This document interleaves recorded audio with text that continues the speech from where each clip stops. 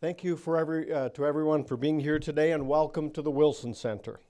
I'm Ambassador Mark Green, the Wilson Center's president and CEO.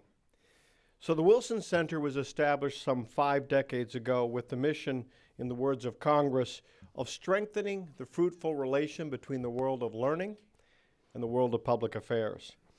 And that means while others focus on data and information, opinion and sometimes spin, Congress has told us to go further into scholarship and learning.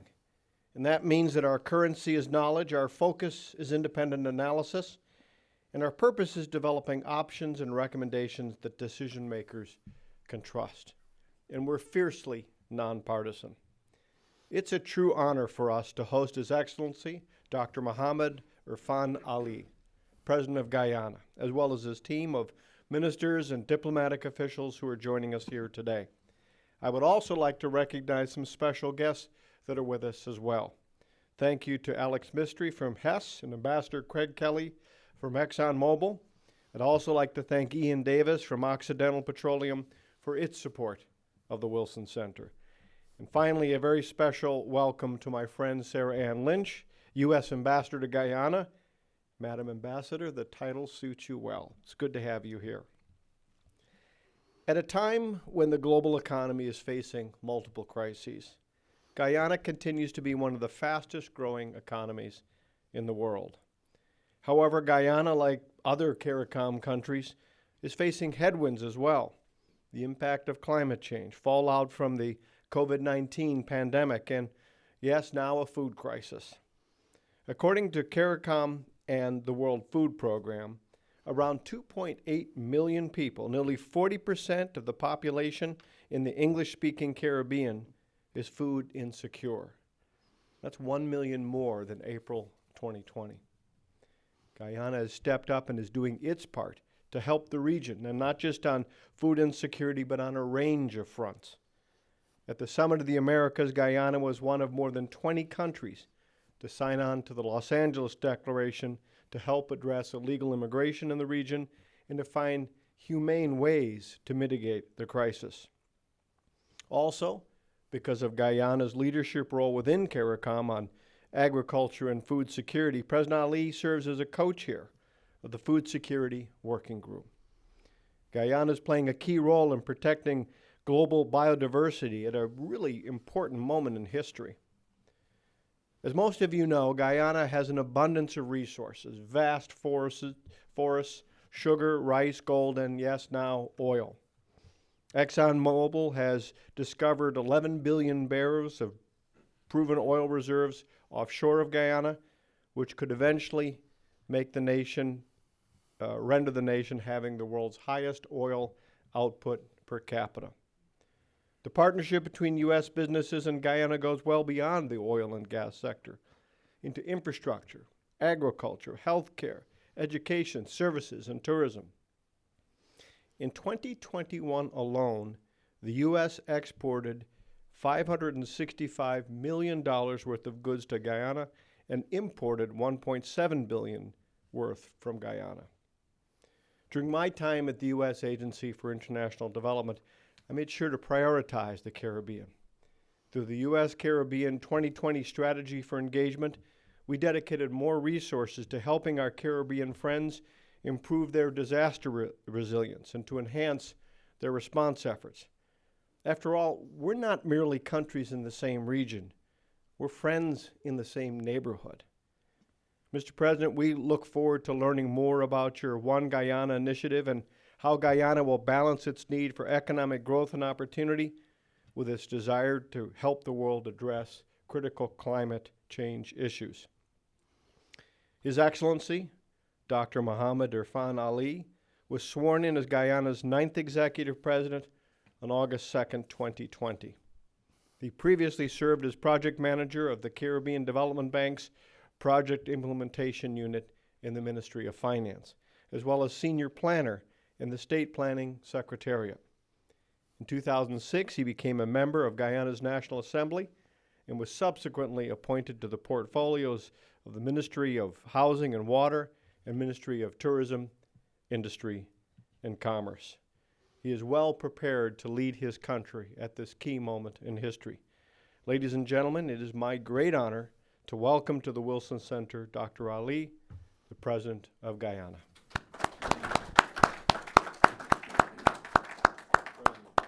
Welcome. Thank you very much. Maybe I should start from where you left off.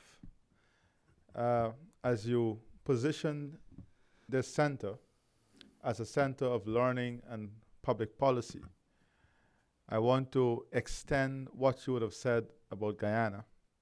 Many people today learned about Guyana or of Guyana as a result of this new sector, oil and gas.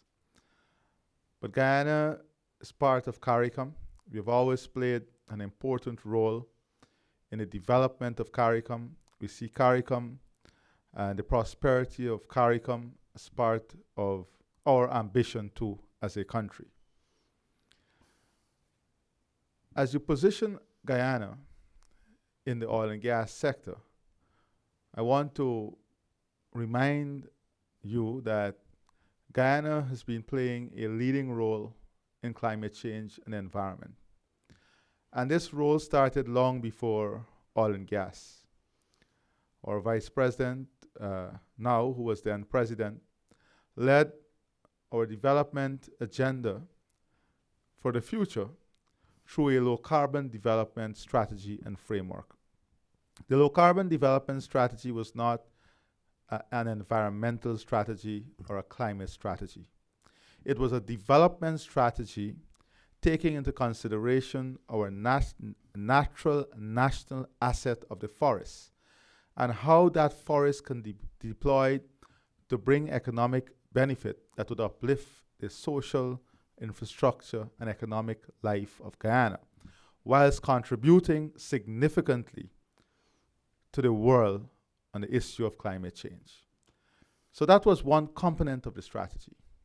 The other component of the strategy was how do we achieve sustainable and resilient development in a world that is continuously changing, with climate change being an important issue. How do we ensure that the livelihood of people is improved and enhanced, whilst at the same time the transformation of the country takes place? That was how the strategy in brief was set up. A big part of that strategy also had to do with the policy formulation that would support the institutions and the infrastructure that will sustain such a development path.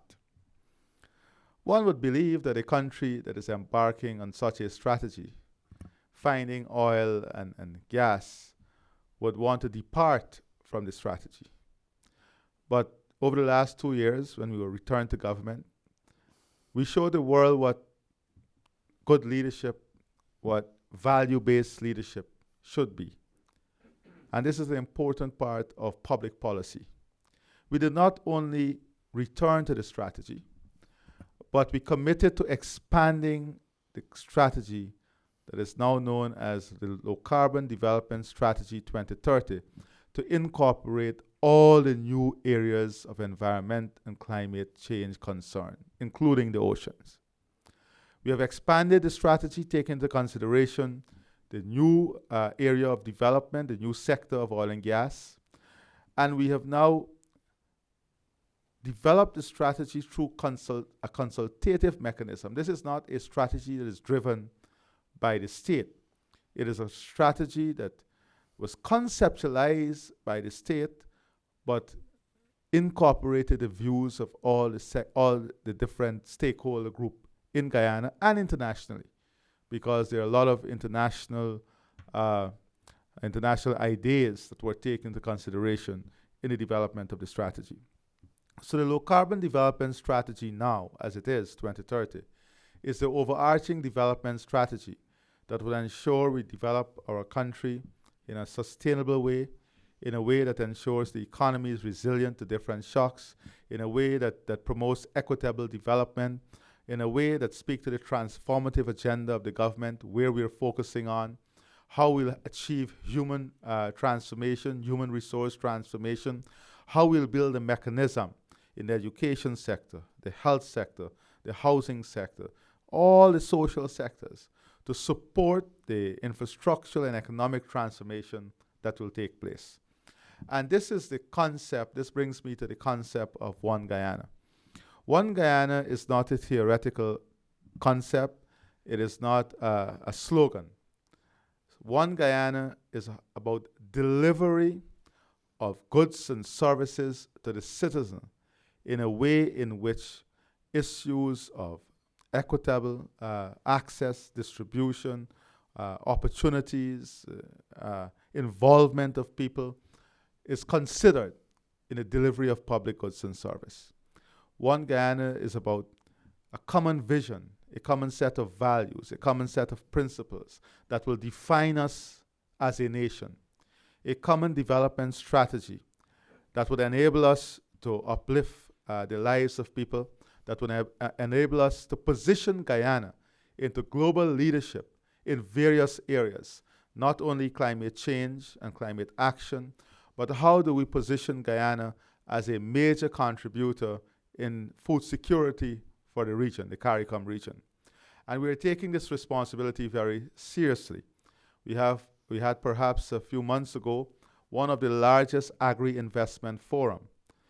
And that forum attracted not only investors, but researchers, people from academia, scientists, technical people.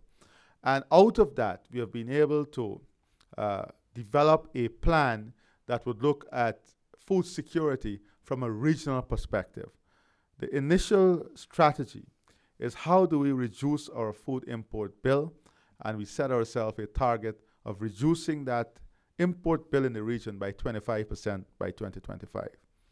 You will see in our development strategy, whether it's the food strategy, the oil and gas strategy, the infrastructure strategy, in all of those strategies, you will see a full commitment to ensuring that our forest remains intact, remains sustainable.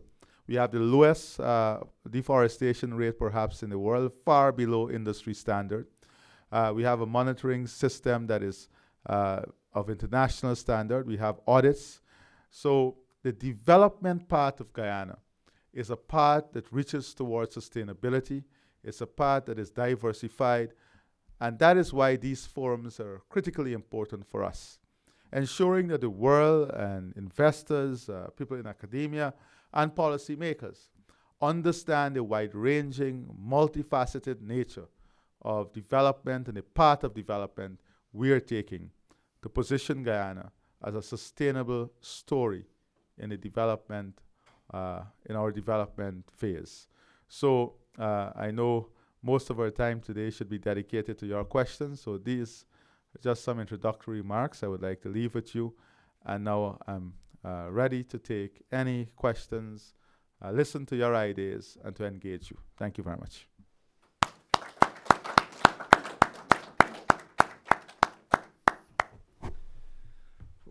Mr. President, thank you very, very much for those introductory remarks, and thank you, Ambassador Green, for your remarks. It's an extraordinary honor and pleasure for me to be here with you, sir, and your delegation from Georgetown, and with Ambassador Hines, who's done such important work here, and Ambassador Sarah Ann Lynch, a great American and a great American diplomat. You could not be better served.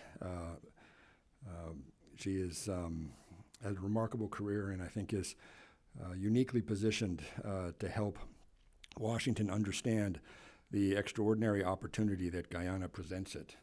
As you noted, this is a relationship of long standing and one of strategic importance, but one whose strategic importance is only occasionally understood here. And so your visit and your ability to elegantly and eloquently describe not only the current challenges and opportunities that exist, but the long-standing nature of this relationship is important.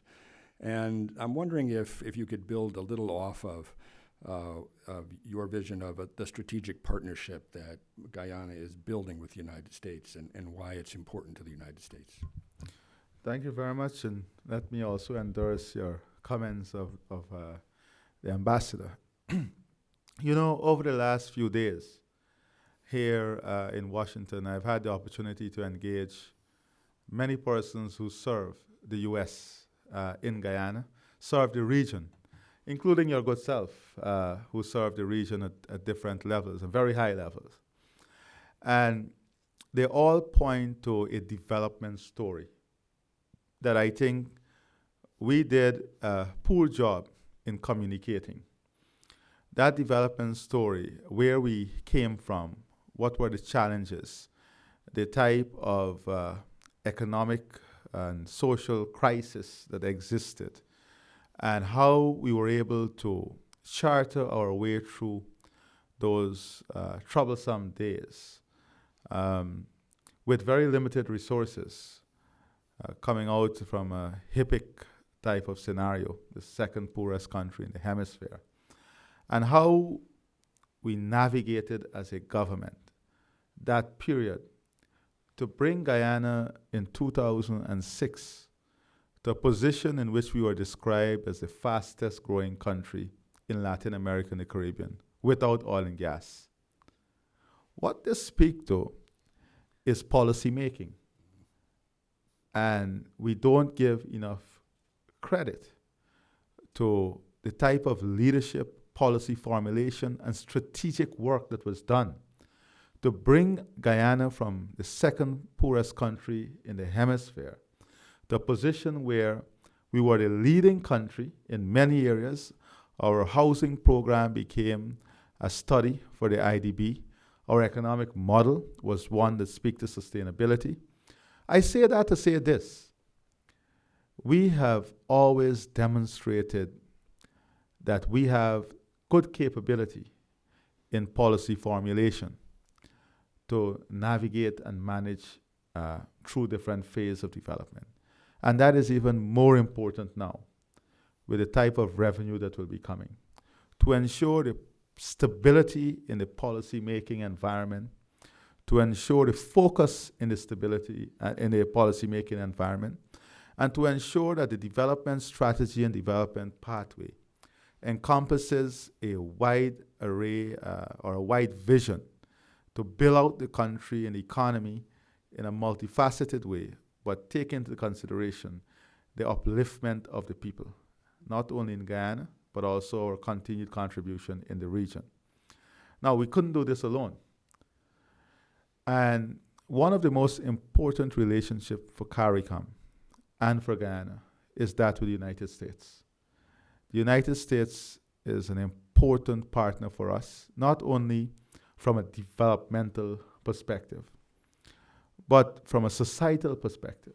Our countries are connected culturally. There is no other connection that is greater than people-to-people connection. And you are home to the largest diaspora of Guyana. And sometimes we miss this point. We are not only connected through policy making, through foreign policy, through cultural through economic connection, through private sector connection. We are connected through people. Our culture was brought here in the United States and now form an important part of national life in the US. In New York, for example, we have a street that is called Little Guyana, right? Or an avenue, in Guyana we say it, an avenue that is called Little Guyana. So I say this to say that fundamentally, when countries are connected through such a strong bond of people to people, it is important that we work together, we work closely together, we understand each other in a better way, we harmonize more what we do from a policy perspective. Then you have to have countries that have a similar thinking. For us in this government, we believe strongly in democratic values, in freedom, and the US share these values. Both US and Guyana would have had situations when these values were tested only 2 years ago. Our democratic system was tested severely. And it is because of the strength of the US partnership and recognizing how important Guyana is in the stability of the region that support was there to ensure that democracy was not derailed and the will of the people prevailed. Fundamentally very important. So our relationship and the harmonization of what we do is critical. But to do that, we need to understand each other. We need to understand each other's priorities. And that only comes through conversation, through advancing in an aggressive way what we want to achieve. Many people would look at this relationship and say maybe because of oil and gas, the U.S. now is very much interested because of the private sector interests. But we don't see it that way. We have always had a strong relationship with the U.S. However, the difference now is that the U.S. private sector has an opportunity to have a greater participation in the development of our country, like any other private sector, So we are here, and that is why you're seeing in this visit, we are not only speaking to the State Department and the government, we're speaking to the private sector. We're speaking to various stakeholders so that we all can have a comprehensive understanding as to what are the priorities of Guyana, how is it linked to the U.S. system, how the U.S. structure, institutional structure, is going to support the development of Guyana through private sector partnership, through policy coordination, through foreign policy positioning. So it is in this context that we are advancing this relationship, and it's no secret, we have made it very clear, that we want this relationship to grow stronger and to be cemented in the values we share. Well, it's evident by your schedule and by everyone you're meeting with that there's enormous interest here in Washington, both in the U.S. government and beyond. And so we're very grateful that you're here with us at the Wilson Center. What has struck me is that as you've described the trajectory for Guyana, it's not just a national or a regional trajectory, it's a global trajectory. And that's a tremendous ambition, and it shows, I think, your vision and the vision of your team, but also the courage of the Guyanese people and a belief that they can project themselves into the world along different paths. You went to the Summit of the Americas. Not all of your Caribbean colleagues did. For me, the striking bit about the summit is not who went on the non-American side, it was who went on the U.S. side. The U.S. president went. In other words, the U.S. president returned to the Summit of the Americas after having missed it. And so having you there, representing Guyana and also as part of the Caribbean delegation, was important for the United States as a reintroduction of the United States to the summit process. As you think about the Summit of the Americas, what stood out for you? Well, I think one very important point was the commitment by the leaders. The President of the United States and the Vice President and leading secretaries were there throughout the summit. The level of engagement was second to none. And for Caricom, we had a very strategic and rewarding meeting with the leadership of the United States, including President Biden. It is a rarity at these meetings that a meeting would conclude with heads from Caricom, and in this case in the US, with specific decisions, setting up of specific committees, with specific timelines, with specific deliverables. And not only that, identifying at the highest level who will co-chair and how fast the work should be done. And then having announcements immediately after that support the work of the committee. And these are the committees on finance, climate change, energy and food security. Those are the areas that are critical and will be addressed jointly by this committee, Caricom, the US, and the Dominican Republic. And the work in these committees would have commenced already, and it is moving aggressively forward. So that is something that stands out. It shows that the leaders were not satisfied with the system, and we acknowledged that the system was not working. We acknowledged that the relationship needed ignition. It needed a kick forward. And that commitment was demonstrated in action. It's a rarity in an international setting. So understanding that challenge and immediately moving that challenge into action was something admirable, I think. And it demonstrated our joint, the US commitment and Caricom commitment to advancement of this relationship. Well, absent the commitment of countries like Guyana, it would have been a different summit. And so we thank you for that commitment and willingness to build this kind of partnership. You spoke importantly of policymaking and how policymaking over time has fundamentally changed how Guyana operates internally and how it engages externally. As you look forward, what are the principal policymaking challenges that you and your government face? Well, policymaking cannot be done outside of a global environment. That's the first thing. If you look at one of the major challenges in the world today, you would see many countries are having difficulties with cost of living. Let's take that one example.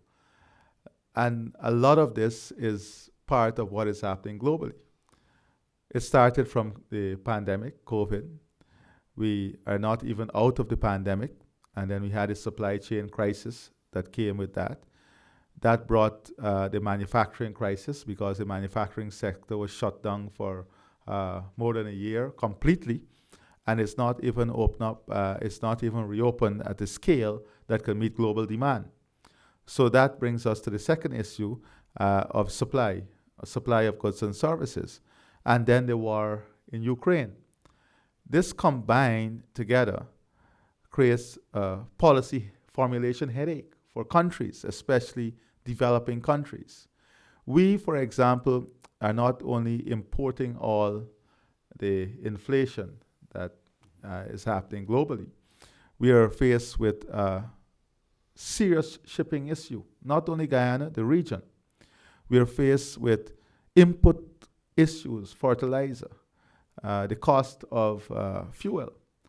And you have to create policy in this environment that people understand and that also reflect the needs of people in the country.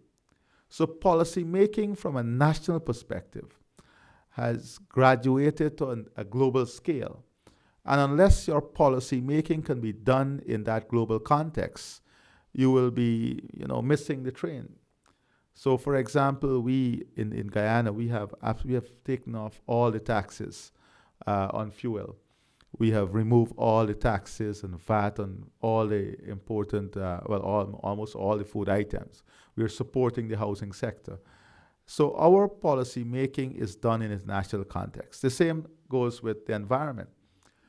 After COP26, there was like a death sentence to fossil fuel coming out of COP26. But I think we are graduating to a position now to understand that fossil fuel is critically important for a long period into the future as we transition. So policy formulation has changed drastically from COP26 to now to how do we sustainably ensure that we have the fuel that is required to take economies and our countries forward. And this brings us to our energy policy formulation.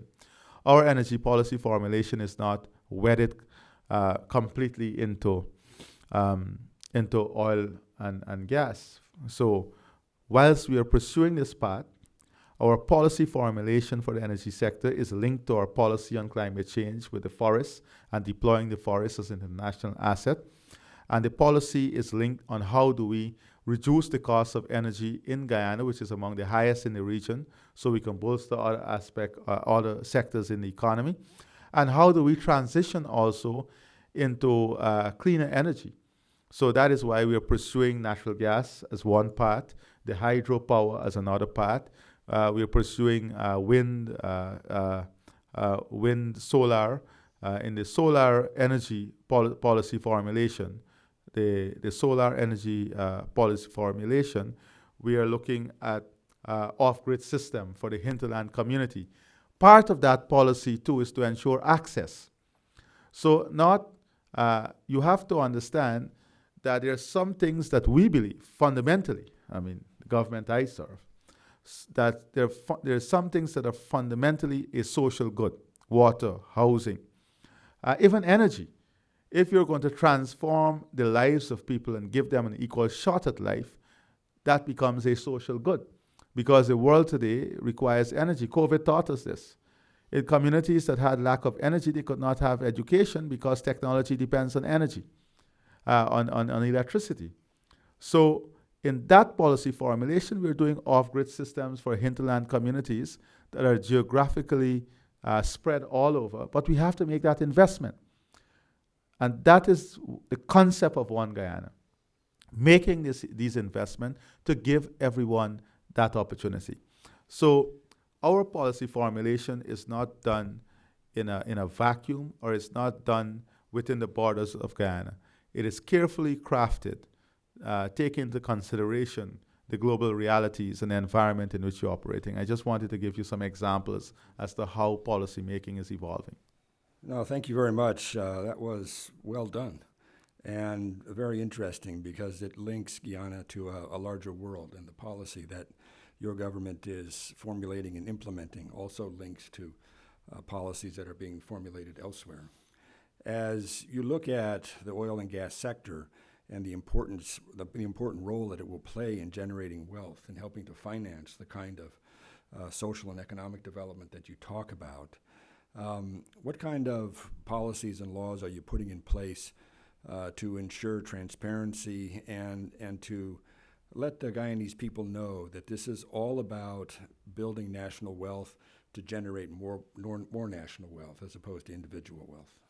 That is a good question, and that is what is a principal aspect of managing the sector. So there are three issues here. You mentioned them already. One is information. The ensuring transparency and accountability requires the population to have access to information. There can be no secrets. The population must be aware of what is coming. So that's the first issue, the policy you have to address, information. The second issue, transparency. In addressing transparency, one of the key aspects in the oil and gas sector is the reach and level of involvement of politicians and the government. So that's the second issue that a policy has to address. And three, a clear approach to how revenues are utilized for development and transformation of the country, and the type of oversight that is given to that approach. So let's address those three issues and what we have done. One, public information. Give you the first example of what is in place. When revenue comes in, there's a defined time that the Minister of Finance must make that revenue public, must be published. If he fails to do that, there is a jail term of 10 years. That's the first thing. So the public is aware, fully aware as to what is coming in. The second issue, how do we manage it? There is an independent board of directors that is arm's length from the government. On that board, we have international people. For example, we have Mr. David Lammy from the UK, the Shadow Foreign Secretary. No political reach in terms of the board of directors. There's an investment committee that works with the central bank in determining how investments are made, totally. So we remove the political hand. That is a major international issue in the process. The public, how the money is transferred into the system. This is the greatest scrutiny. And every cent spent from the revenue would go through a parliamentary process because it has to come through the national budget. Now, that is the greatest level of scrutiny. The national budget is subject to parliamentary debate and approval. So the resources that is coming, the revenue that is coming to be invested in the country and the transformation of the country passes through that parliamentary process. passes through the approval system and process in Parliament because the national budget has to be approved. So the parliamentary oversight is there. The parliamentary oversight and transparency, adding to the transparency process. So all of these things we've put in place. Then there is a very simple formula. No complex formula that even the world of academia can't interpret. The most common man out there or woman out there understands the formula we are using to determine what revenue goes into the National Development Scheme. And that is important. We must not build a system that is complex, so complex that it excludes the understanding of the ordinary people. So the formula is very simple. Everyone can understand it. Everyone can calculate it. And the transparency is addressed. Scrutiny is addressed. The parliamentary oversight is addressed. The arm's length relationship with government and politician is addressed. The access to information and public nature of information is addressed. So these are the fundamental issues that has been addressed. Well, thank you very much. The ability to make public what is happening and ensure public understanding is vital to its acceptance and its success over time. But another aspect that's important, of course, is everything that is related to oil and gas. It is such a large and important industry that touches so many aspects of national life that it generates economic opportunity for others. How do you ensure that if there's not local content, there's at least local participation in what comes with the development of an oil and gas industry? Well, there is local content. We have passed specific law dealing with local content because we believe that the development of the industry must involve the local stakeholder. But it's not local content that is done in a way in which it ignores the reality. In the development of the local content, we understand it has to be a graduated process. So there are certain areas that is considered the carve-out areas where we believe that we have enough local capacity to effectively and efficiently provide those services. There are certain areas that we lack the capacity and capability, and we know that we have to have that capability, technology coming in from outside. So the local content recognizes that. And then there is a part of graduation.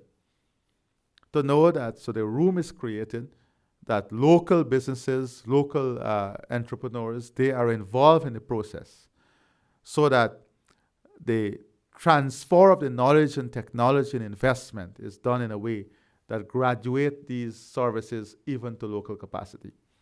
Now, the local content is also built in a way that encourages investors to look at Guyana as a operational zone and not just a transactional zone.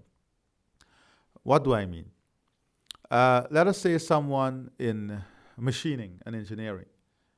They can just do all the machining and engineering here in the US or somewhere else and just pass the end product through Guyana to the rig or whoever they have to deliver the service to. That does not add the value. So what we have done is that we have created an environment in which those companies would see it viable to do the manufacturing in Guyana, to do the value added in Guyana, creating that a whole new demand structure for engineers, machinists, and so on. Now what that does, it triggers the policy-making framework to do something, to react to that.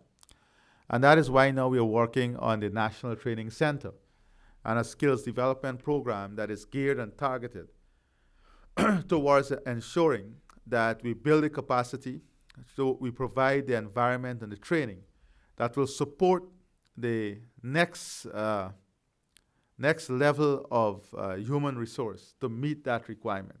So it's working on different branches in ensuring that there is full local participation, there is growing local participation and more value added to what that participation will be in the future. Not only are we looking at it from a human resource and a skill and a technology perspective, but a financial perspective.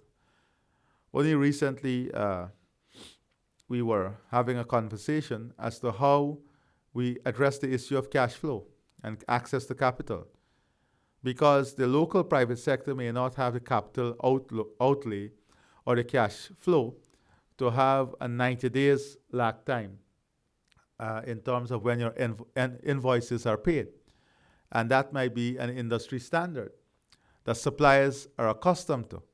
So we are working even on addressing these issues in the local content context. How do we ensure that they have access to a cash flow?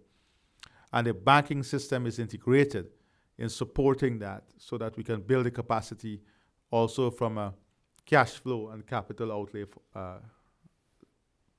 point of view.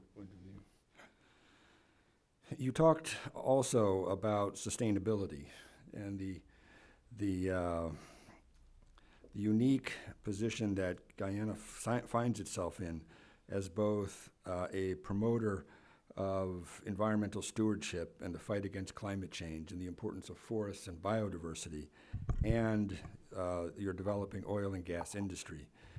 Do you find this difficult to explain here in the United States, or is this resonating with the people you're meeting with? I don't find it difficult to explain. And I believe it is resonating. I believe that we all have a fairly good understanding as to what the world needs. But as I said, Guyana should be strategically looked at, not only from the climate perspective, but as an important player for the U.S. in energy security. And this is a conversation that we must have. We are a stable partner. We are a partner that shares common value. So we should really be the partner and the destination of choice in addressing the issue of energy security for the region and for the U.S.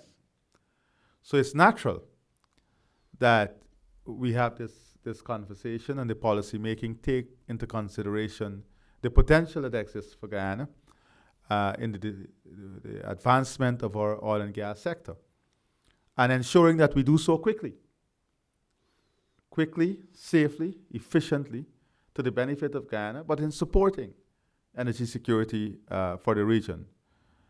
And we are very clear on what we want to achieve. The clarity of our vision in oil and gas and climate change is very, very clear.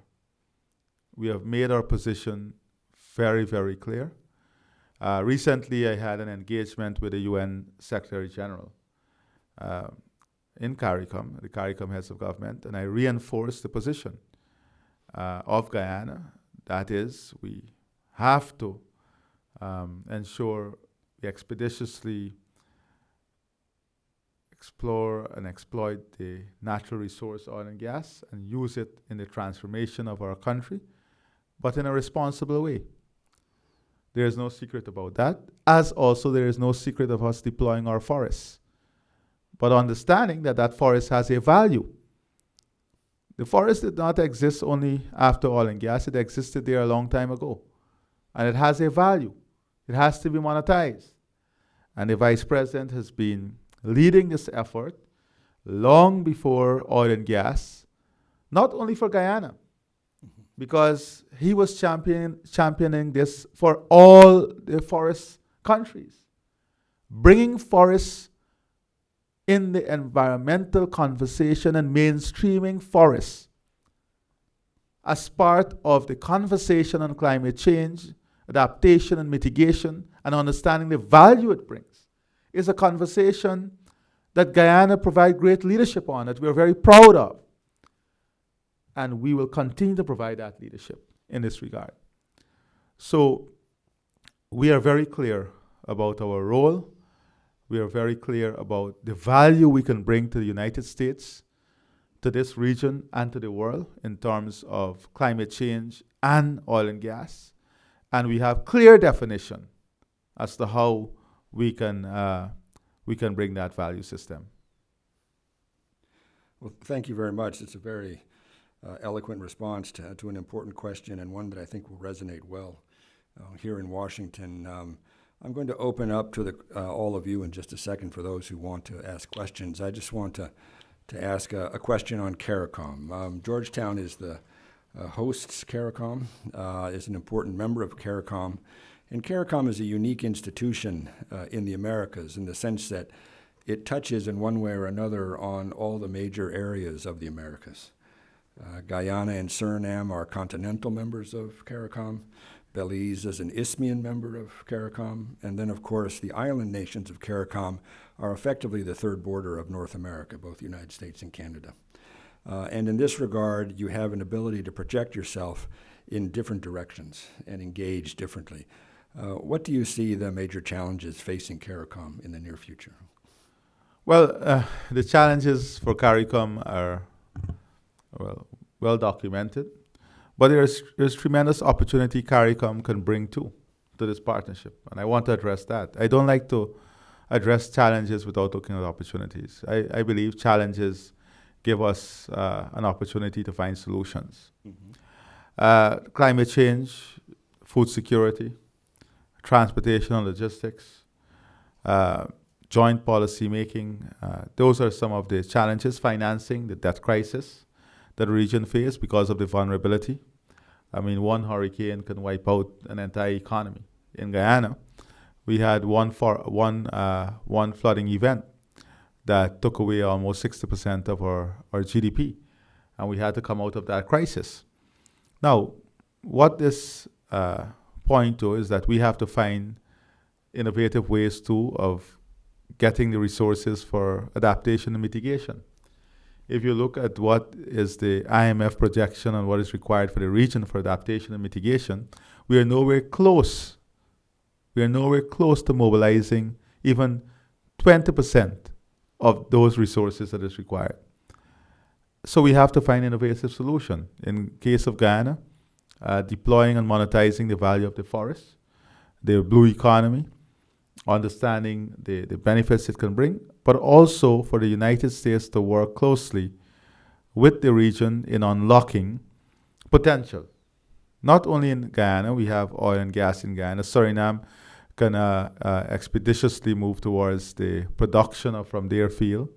But look at Trinidad and Tobago. They have huge gas reserve, proven gas reserve. Unfortunately, after the sanctions were brought on Venezuela, they were not able to move that project forward. And Caricom, we have joined Trinidad in arguing that Trinidad should also benefit from a carve-out in terms of unlocking the potential of their gas. Barbados too has a number of blocks available. They are now going out to auction in terms of gas. We are expediting our exploration. So those are opportunities.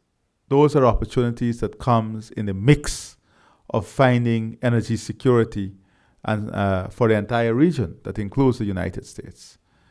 Also, better coordination of policy making and not. And one of the problems, the challenge, is ensuring that the relationship is not viewed as a relationship of convenience. Now, this is an important issue.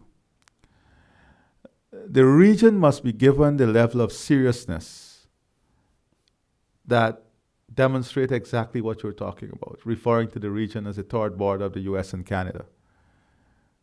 There is a general feeling in the region that we have not been given the type of priority, that we have not been given the type of access, we have not been given the type of support that demonstrate this fact. And we have to address this. That is why the outcome of the Summit of the Americas and these engagements are critical.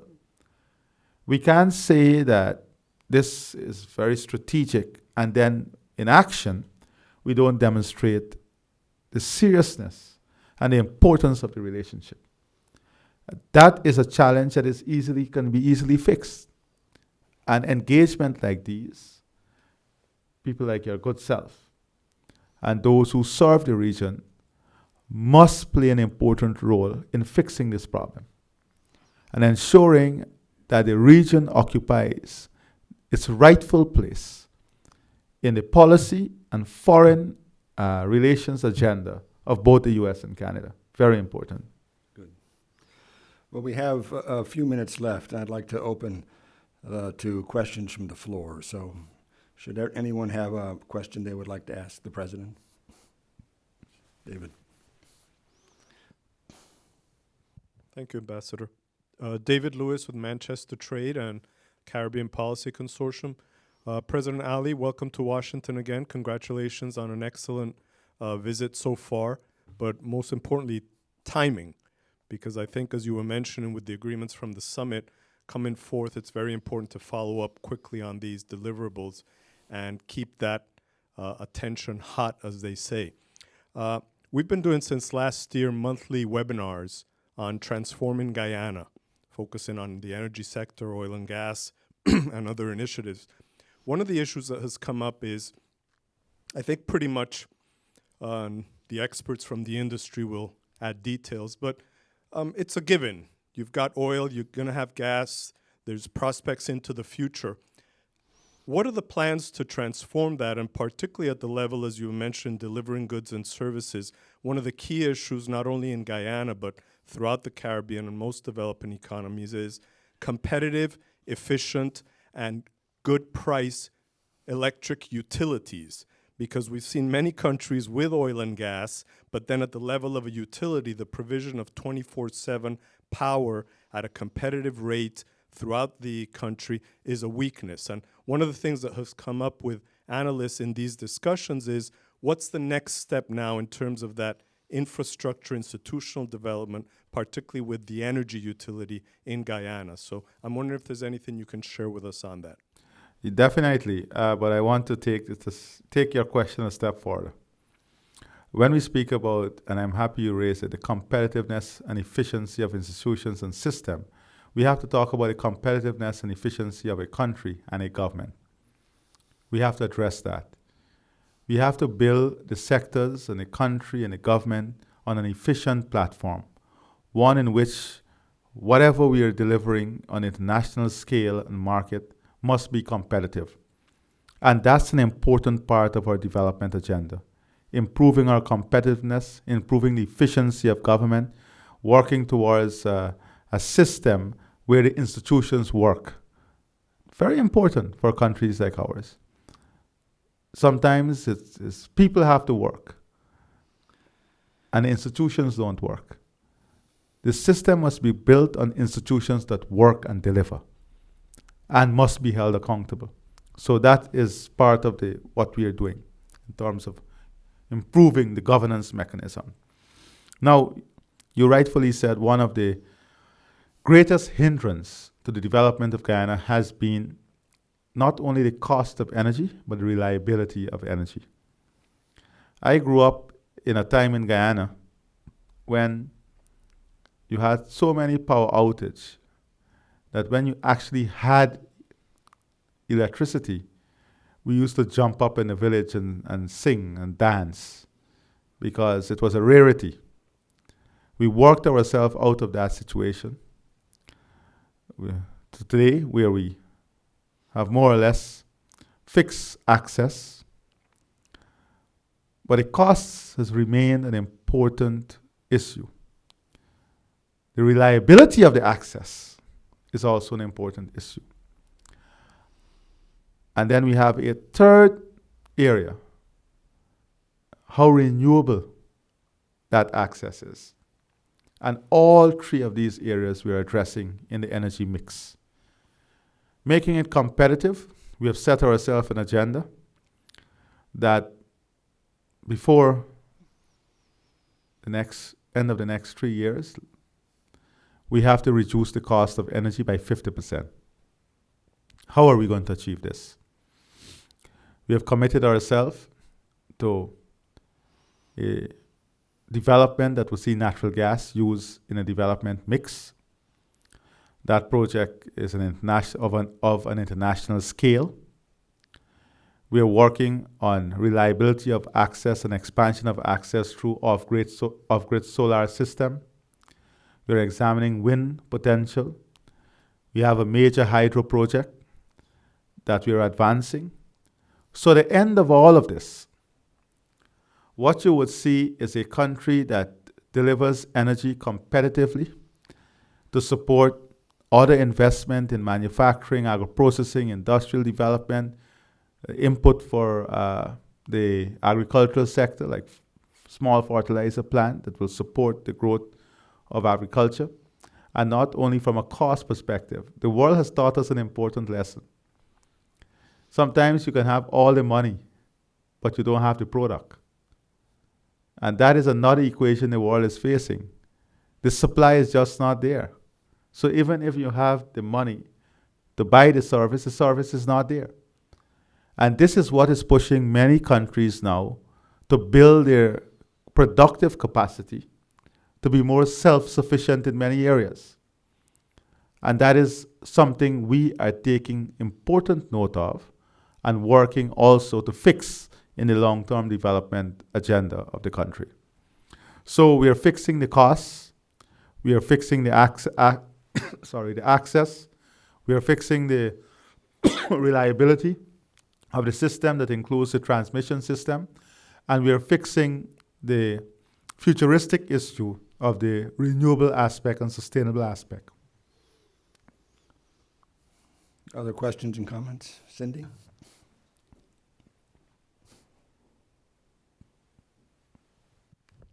Thanks so much, Ambassador Shannon. Thank you, Mr. President. My name is Cindy Arnson. I'm a distinguished fellow here at the Wilson Center and the former director of the Latin American program.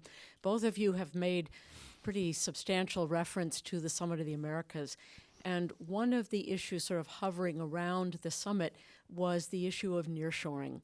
That President nearshoring. President Biden made, I think, indirect reference to this in his speech to the summit when he mentioned the security of supply chains.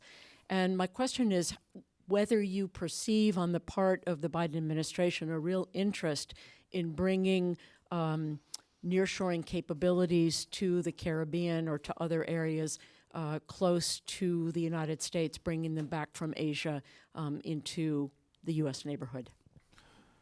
Thank you. One of the things about partnership is that you have to trust each other. And President Biden has alluded to this as part of the policy, bringing nearshoring to the region and transferring a lot of those services.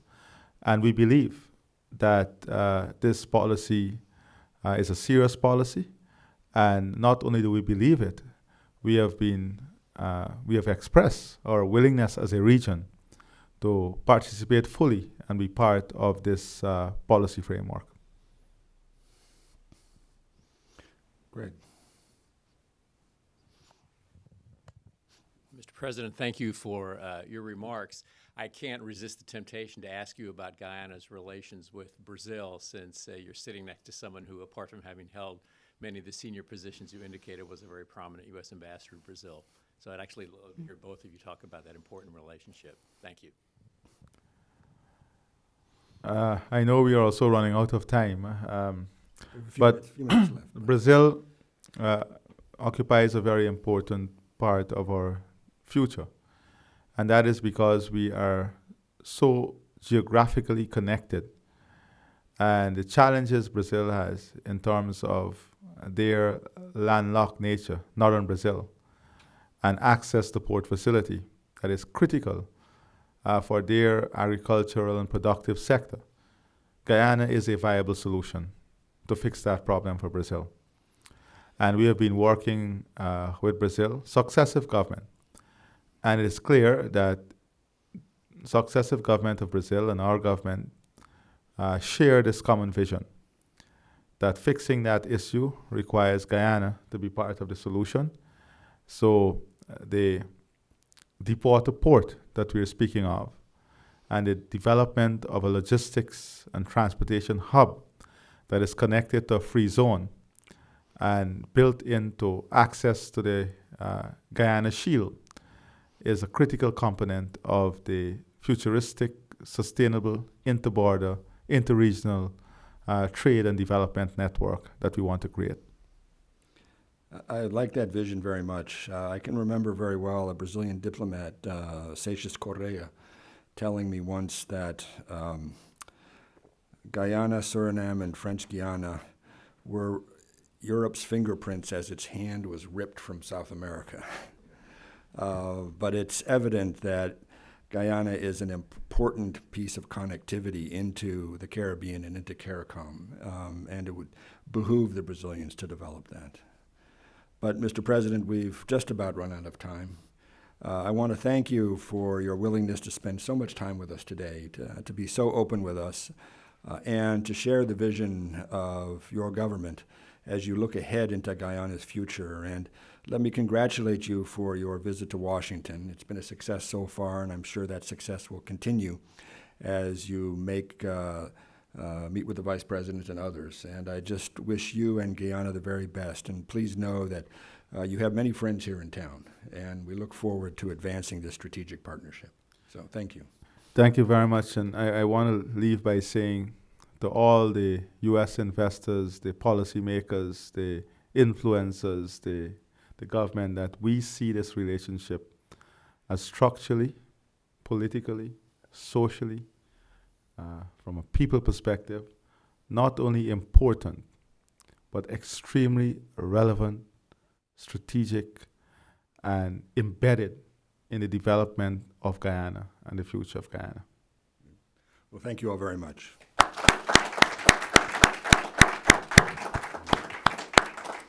Thank you.